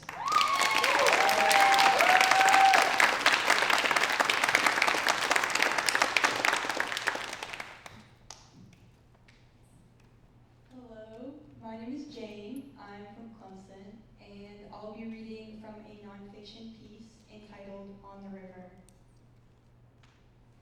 Behind us, a dam, where several unfriendly fishermen make me regret my red bikini. Above, metal truss bridges, rusted cables like rib cages, upheld by graffiti beams we must kick off to avoid getting stuck. Litter to our left and right. Tires, a shopping cart, and a four-wheeler bike half submerged. None of it is close enough to concern us, physically, that is. The two of us lament over the environment as we pass, how we won't have children because of climate decay. We are good at this. Ahead, just river, which, until the lightning begins, doesn't scare us. We reached the put-in laughing, bewildered by the tubing company's neglect of our safety. The disregard amused us at first. It was funny that I was never obliged to show ID to verify what age I wrote on my waiver. Comical that nobody offered instructions. Hilarious that at the end of our bus ride to the drop-off point, we told the driver that it was our first time, and instead of extending suggestions or advice, he said only, "Oh, well, have fun." No, it wasn't funny that he dropped us beside a no trespassing sign, or that the path he pointed us down led to an 80-foot flight of rickety stairs. But it was when I sent our inflatables plummeting to the brief shoreline below, and that they could have popped or hit someone, but merely made the fishermen and an adult couple in folding chairs stare. They watched as you tethered our tubes, and I watched them. The couple was vaping, puffing clouds of blue raspberry or fruit punch, and I theorized about how this scene might shift if I stood here by myself, what they'd think or say, and so we set off, and they shrunk behind us into probabilities. Things that we couldn't see anymore, but could place moderate confidence in, like childhood memories that might be simply stories we were told about ourselves. As we float, it seems sweet, our lack of supervision, in that same blue raspberry scented way. A week ago, you turned 18 and were gifted a waterproof speaker, which you said that you would bring, but forgot. This is fine. There is no one around to see you grab my thigh, or overhear us belaboring all that we hate. We kick off the beams as we approach them, point out the occasional turtle, and wish for the excitement of snake sighting or college acceptances, but receive only a strengthening pulse of rain. Because we are already wet, this is funny at first, too. Oblivious to the uproar, it seems, are the young men on the banks. We hear them long before we can discern them, and long after we have float on. There are 4 of them, older than us, drunk. They want someone to use this ratty rope swing, anyone. their target unfixed, they turn on one another almost rhythmically. They say motherfucker to compliments and to mean. They work up the courage and then slip, or grow concerned about the water depth once the cord's in their hands. They are oblivious to us, too. Atop the thunder we mistook for gunshots and the now racing current, we discussed whether the plastic of our inner tubes could protect us from electric shock. We assure ourselves that it will. We are afraid. We are far from the finish, and the route is too rough for us to abandon our floats and swim sideways to land. And anyways, the river is ringed with just woods we wouldn't know how to traverse. There is nothing to do but drift on. When we do reach the end, we are fine. There's someone waiting for us in the water, and he sticks out an arm, helps us to shore. He tells you that your tube must have a micro tear. It's flat. Good timing, he says of our return. It's all funny again, how vulnerable we were because we made it through. We go out for tacos and laugh more, clothes over my damp bathing suit. When I feel stares at my chest, you hold my hand. Behind us, the river, and the bridge, the couple, the staircase, the rope swing, and the bus.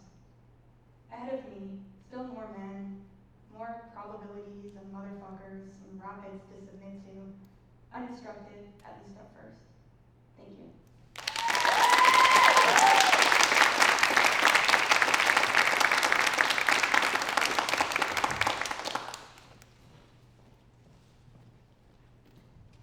Thank you, Jane.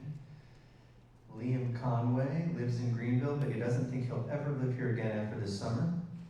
He has been published before, most recently in a Prague-based magazine called Body, but his batting average for publications is something to the tune of 2%, so he still has some work to do.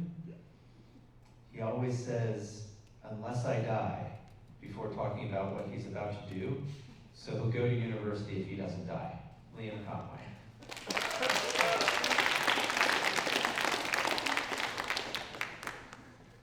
Hey y'all, we're almost at the end, so keep paying attention.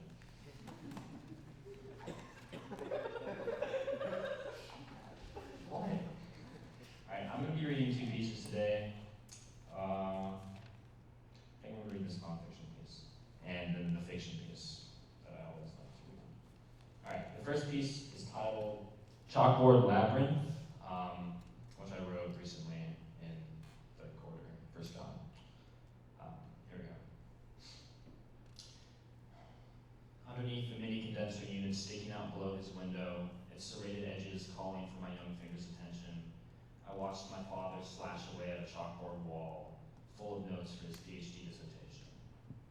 He marked it with neat lines and corrupted them with clarifications and caveats, twisting around each other, swirling parentheticals, all to reach some center, his concept's core, which he hadn't quite found yet.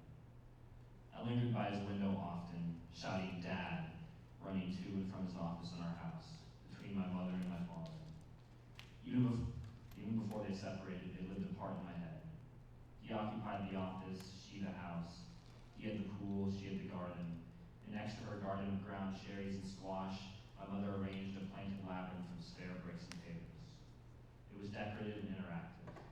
I stepped carefully to navigate its curved interior, and when I reached the center, I would close one eye and trace the way back with my finger, following the imaginary line to the exit.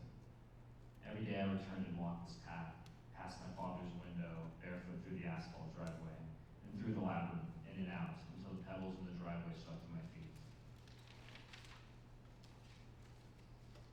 I kept as much distance from them as they did from each other. If their domains were the office and the house, mine was the yard and its intricacies. Plucking unripe grapes from overgrown muscadine bushes, mixing dirt and weeds into cauldrons of bubbling viscous, climbing trees to see the labyrinth from a bird's eye view, the entire path visible. From there I watched the days go by, my parents' dance of avoidance, brushing each other only as they exited and entered their spaces. One night, when I played Dungeons and Dragons with my father in his office, my mother called him outside. He excused himself and joined her in the humid dark. Alone in the room, the air was tighter than usual, and for the first time, my chest got that feeling when you know something is wrong, So I stuffed my cheeks full of chips and waited for them to stop opening and closing the door, entering one at a time at intervals.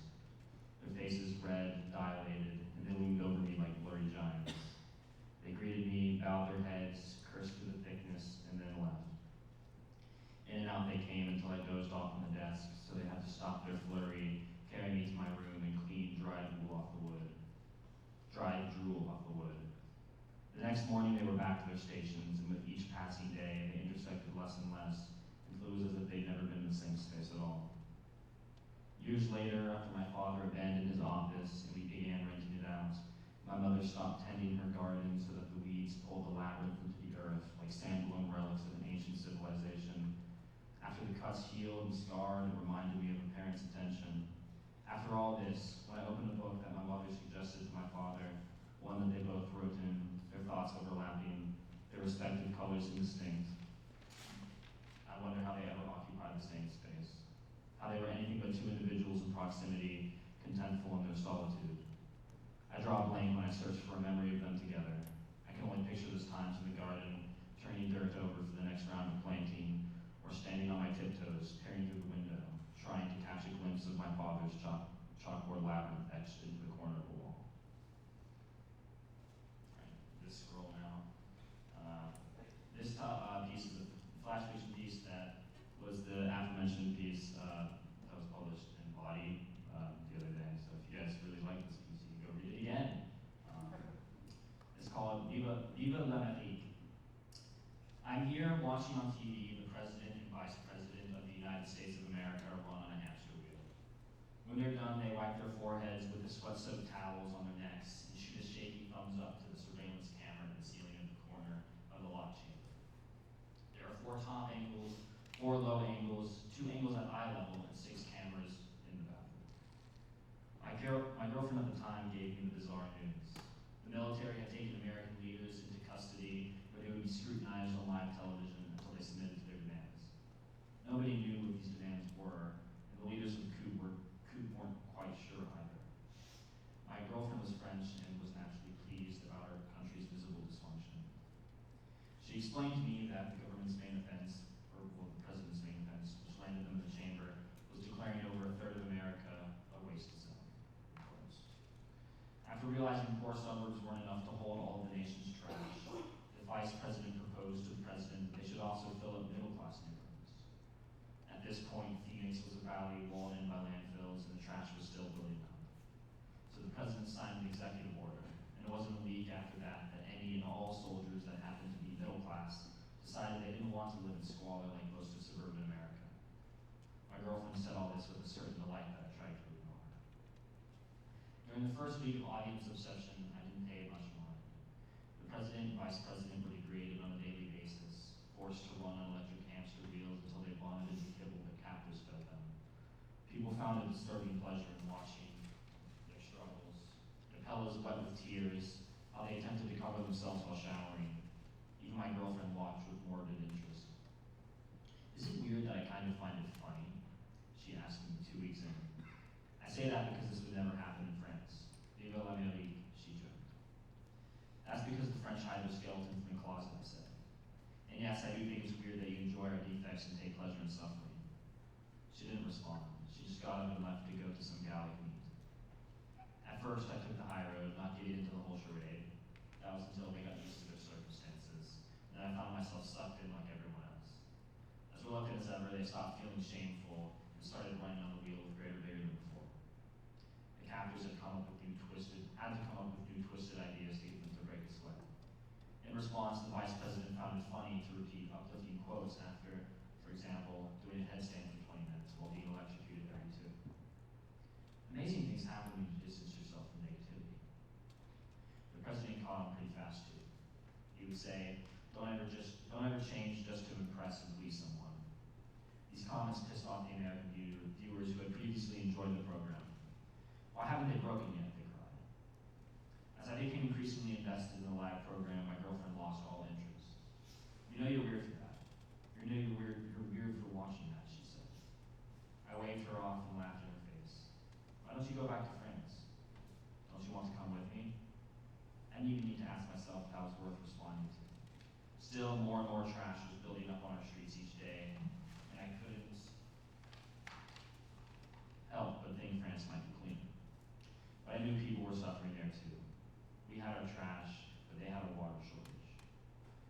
better to focus on the TV than all the problems. The president and vice president got into an argument once. I watched the whole thing on the edge of my seat, anxiety through the roof.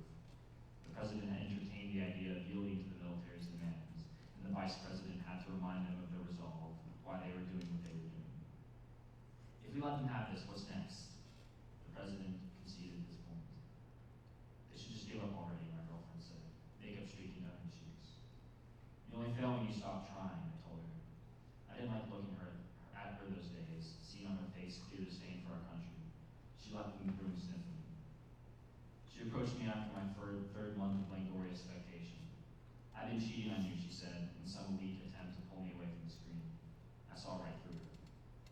Amazing things happen when you distance yourself from negativity, I said. She plopped down on the couch in a fit. I ran in place of the president and he flashed me a smile. Can we please just get out of here? Let's go outside, she said. There has to be more to life than this. I was getting tired, so I agreed. It felt weird turning off the TV. Everything was moving again. Everything was uncertain. My girlfriend opened the door and a pile of cans fell into our welcome mat. We started pushing through the trash, swaying into heaps that were higher than our heads. She went faster than me, and I lost her in the mountain. I climbed on top of the debris but kept falling down. It stunk. I called her name, but I didn't hear a response. I turned around, but I couldn't see the house anymore. The trash was crushing me, but all I could think about was how badly I wanted to go back inside, sit down, and see what the president was doing on TV. Thank you.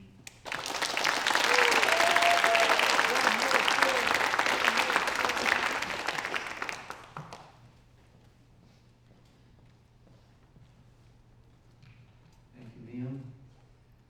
Liv Waller is from Greenville, South Carolina.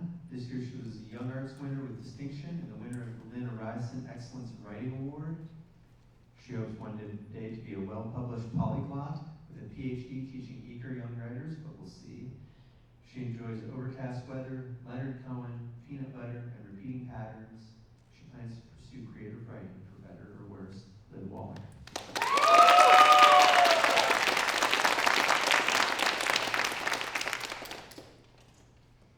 So I'm going to be reading an excerpt from a short story called This Woman. And just for a little context up to the point where I'm going to start, a girl who was driving alone through the middle of nowhere has broken down on the side of the road, coincidentally across from the only house around for miles. And for the past little while, she's basically been sitting there watching the figure of this woman moving around through the windows of the house. It was getting cold in the car. I huddled deeper into my fur coat, then felt suddenly disgusted with myself and let it fall from my shoulders. I'd sat there like I was sentenced for about as long as I could stomach. I caught my reflection in the passenger's window and imagined I was sitting for a portrait, the kind in which the lady of the house frowns absently, permanently, her hands on the shoulders of her children for whom she expects what is expected. Anyway, it was time to do something about it. It happens, I told myself. Cars break down. Worse things happen too. Cars crash. Cars drive off cliffs. Well, people drive cars off cliffs. People burn their own houses down. Kids still in bed. Cars in the garage. Well, etc. A raindrop fell onto the windshield, exploded into droplets like buckshot, and apparently that did it because I grabbed the nearest object and smashed it against the nearest surface, respectively, my phone and the dashboard. The phone was already dead. Now it was dead with a tiny delta of cracks at the bottom corner. I closed my eyes to breathe and opened them almost immediately because something in the scene, the air, and the light had changed. The door to the house was open. And there, hanging from its golden frame, was the woman's silhouette. Like a wing, her body swooped, making shapes of the light behind her. A crescent on the left, a semicircle on the right. She was like a piece of art. And she was looking out, of course, at me. My car's hood was up, its headlights were on, and the whole useless contraption was all sunken into the soon-to-be rain-filled ditch. I took the key from the ignition, cut the lights, and got out. I didn't lock it. I thought it might make me more trusting, I don't know. It was actually a very large house. It was nice, even in this light that made everything dingy and unimpressive. 2 sturdy wooden stories, 4 paned windows unshuttered, a trellis down the front, a crawl with ivy, and were those rocking chairs on the wraparound porch. I imagined what the woman might see as I made my way across the street and up the dark path. A girl, a different kind of girl, in a fur coat and big shoes, hair down, carrying nothing besides the keys in her pockets. I was a mystery. The raindrops were new and heavy, and I thought they set the scene. She stood still. I wondered what she might wonder. I was almost at the steps of the porch, and this woman, her right hand perfect on the door frame, her left hand on the door itself, fingernails soft and long, her body swaying like the branch of a willow, hair swaying with it. This darkened woman whose face, unlit, was like something still veiled, unseen but not for much longer. She drew a strand of hair behind her ear, narrowed her eyes, and said, "Car trouble?" She was wearing a long, lovely silk robe, light as wind, patterned with abstractions of birds and possibly flowers. Looking at her then, I was sure I had made her up. I was dreaming. That was it. I nodded. "I'm so sorry to bother you," I said. "My phone is dead and I didn't know what to do. Would you have a phone I could use to call someone?" I tried a smile, and something in her face moved, but she was not smiling back. After a long moment, she said, "Well, come on in." Not an answer to my question, but I took it gratefully. When she moved aside, it was like opening a curtain. The door had been open a long time, and the entryway was drafty. It was like stepping into a hollow or a cave. The place was all yellow gold with lamplight, warming the patterns on the rugs and the wallpaper. There were vessels everywhere, painted vases and carved bowls, chalices and chests, end tables and armoires with more drawers than seemed natural. The house was filled with places to hide. The longer I looked at it, the more I liked it. Nothing was simple, nothing was quiet. Every piece had something to say. On the right was the kitchen, and straight ahead was a breakfast table with 3 chairs, which she motioned to. I sat. She laid both palms on the table and leaned forward. Now that her face was lit, I saw that there was something deeply familiar about it, which didn't surprise me. She smiled. She looked like she was about to say something important. "Let me go check the phone," she said. She didn't go right away. She turned her head, looked up and to the right like she was posing for a picture, and I did think she was beautiful. Her hair fell forward lightly. Her nails gripped the wood. Then, with nothing else, she stood and disappeared through an archway. I wanted to think now about this woman, this house. Something was happening here.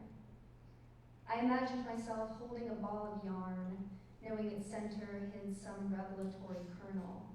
If I could only be patient, if I could only unravel. Unfortunately, not much discovery happened before the woman swung from around the archway maybe 10 seconds later. Literally swung, like a little girl with a dream. That robe swept and wrapped around her. I almost laughed. "So," she said, "unfortunately the phone line is down. No one will come out here to fix it without some kind of huge fee. You'd think the country went nowhere." She gave a laugh. "But we're somewhere, aren't we? We're here." She sat down across from me. She rested her chin on twined fingers, glanced down at the table like there was something tempting there, and looked back at me. "So," she said, "you're from the college." The phrasing was a little odd. I hadn't said anything about the college. Yeah, I said. What else could I say? I smiled. She smiled back, and I left the way it looked. You like it there? A brightness in her face said this didn't have to be a yes or no question, like she was holding something out to me and I could take it or leave it. I imagined her with a shiny red apple. I wished then, more than anything, that we were old friends, that I'd come to stay for the weekend, that soon we'd sit close on the couch with strong drinks and remember everything we shared. It's good, I said, for what it is. It's something to do. It doesn't feel real most of the time. I was going for an answer not too flat, not too deep. Her smile was like she knew I was hiding something. I wasn't. Well, she said, why don't you stay here for the night? I'll give you a ride to town in the morning. It didn't surprise me as much as it should have.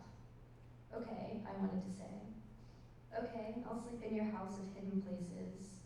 We'll unravel all our secrets. I'll drop out of school. I'll never talk to anyone again.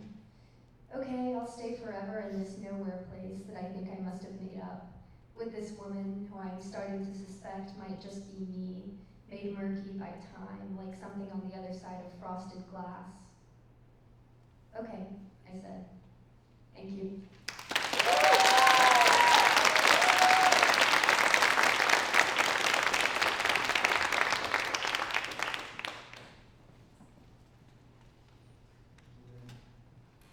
Spencer Watson would like to say that she is definitely not in witness protection. When she is not writing, she can be found in her childhood family home, which is totally not a rehearsed line she tells people. She would also like to note that she pronounces cauliflower, cauliflower, and toilet, tullet. And yes, she is correct. After graduation, Spencer is going to Bard College, where she will study written arts. Everyone will love her for her affinity for silly rhymes. Okay.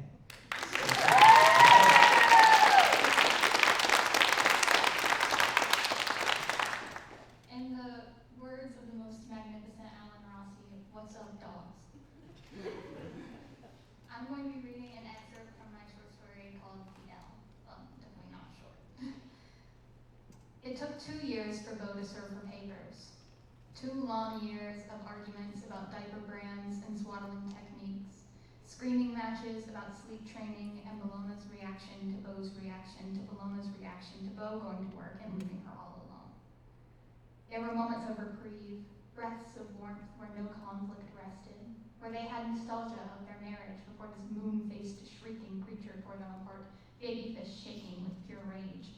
But then it would start again, and Selma would cry, and Bologna would cry, because Bo would go to that babbling monster before his own wife. And no, that wasn't fair, but she had needs too, still does. They fought about Bologna's tendency to stay at home for weeks on end, and Bo would get so angry, shouting that she couldn't lie in bed forever, and she'd yell back that he hadn't birthed a monster as far as she knew. And no, that wasn't fair, and yes, she felt guilty, yes, Selma was an angel.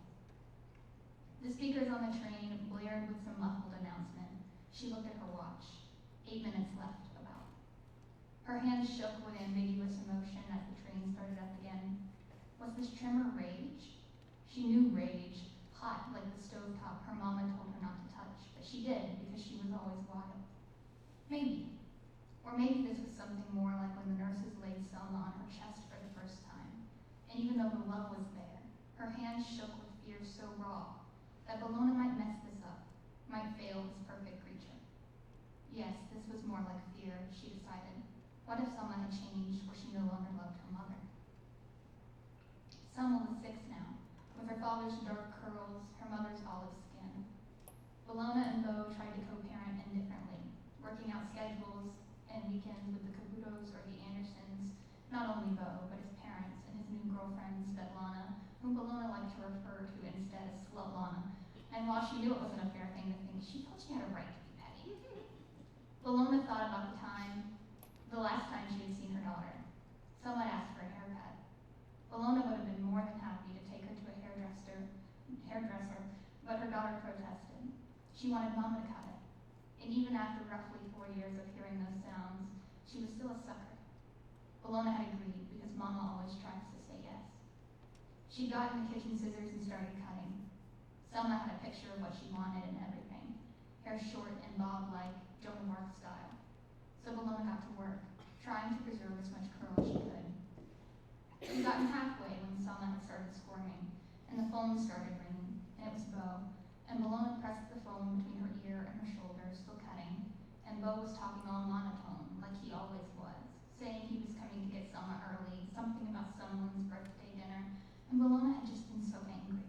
So hot with rage, her hands shook and her voice rose, and the next thing she knew, Selma was screaming, a real scream, and there was blood coming from a cut on the back of her daughter's neck, and there was blood on Bologna's hands, and Mama had hurt her little girl, and this never would have happened if the little demon would have kept still, if Bo would have tried to understand how Bologna felt, just how guilty she was all the time, how in love and afraid and alone she was, and she rushed to Selma, and it wasn't too late, thank God, and they called an ambulance, 11 stitches, and it was later decided that the stitches, the mood swings, the anger, the depression made Bologna unfit, that she would not see Selma again until she was no longer a threat, sought treatment in some way. The train stopped again. Bologna checked her watch. 5 minutes to go. She wasn't keeping up with the stops, but she'd be fine. She was a Caputo. Caputos don't get lost. She took a deep breath. She wouldn't take no for an answer. Not when her angelic little girl was in the house with that homewrecker. Not when her real mother was on the way to save her. She closed her eyes and imagined how many ways this could go.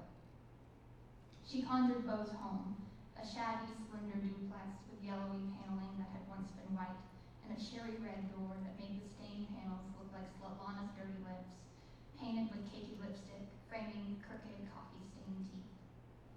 Bologna imagined herself in the clothes she was wearing now, and that version of her knocked on the door. Svetlana opened the door, chewing bubblegum with her whole face, nose scrunched as if Bologna was a bothersome rodent on the side of the road, the kind that made you turn off the air conditioning for a few miles out. Bologna didn't know what to say in this ugly constructed scene and opened her eyes. She tried again. Small house, old panels, red door. Bo this time, in his greasy, oil-stained white shirt, all tousled in the way that used to make her feel so full of love, still did in a way she hadn't felt in so long, and suddenly she missed him. And all this daydream did was make her feel stripped in a way she'd been evading. The subway shot along the tracks until the speakers murmured something about this being Washington Park, and to get off now if this was your stop, so Bologna did. Outside it was cold. It wasn't snowing, but it had been earlier in the day and would again tonight. Bologna loved the numbness it brought, the monochrome mounds of snow that permitted her to lay in bed, wondering where it all went wrong. Bologna started to walk. She didn't even make it to the house. On the sidewalk, far enough to not be seen, but close enough to see that vibrant red door, she spotted Selma at the oven through the window. Bologna's breath caught in her throat at the danger, unable to shout a warning to her daughter. But Selma didn't touch the stovetop. Bo popped up behind her, holding a roll of cookie dough. Selma grinned so brightly Bologna could breathe again. And then she turned, and Bologna saw. Selma's hair was uneven, half of those onyx ringlets Bologna loved so much stopped at her shoulders, brushing the skin there almost purposefully. The other half was long, almost to the girl's hips. Bo pressed a kiss to Selma's forehead. Together they placed the dollops of dough gently on the pan. Bologna's hand shook with something new, something unlike rage, unlike fear.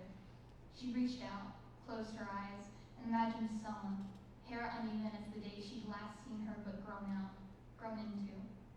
She touched Selma's hair and her hands ceased their tremor, just for a moment. For a breath, Bologna understood Selma, understood that she was a girl, not unlike herself, and there was not one dominating force of mal or good intent in her daughter. Neither was in Bo. While the thought hurt, she knew it was true when the almost perfect image dissolved and she didn't feel slighted.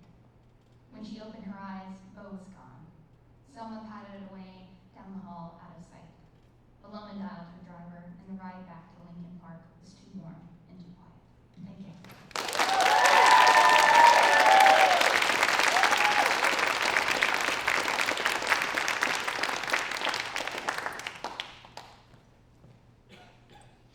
Let's give another round of applause to these writers. Congratulations, y'all. Thank you all so much for being here. Special thanks to Emily Cinquemani, Scott Josh Gould, Austin Wilson, thank y'all.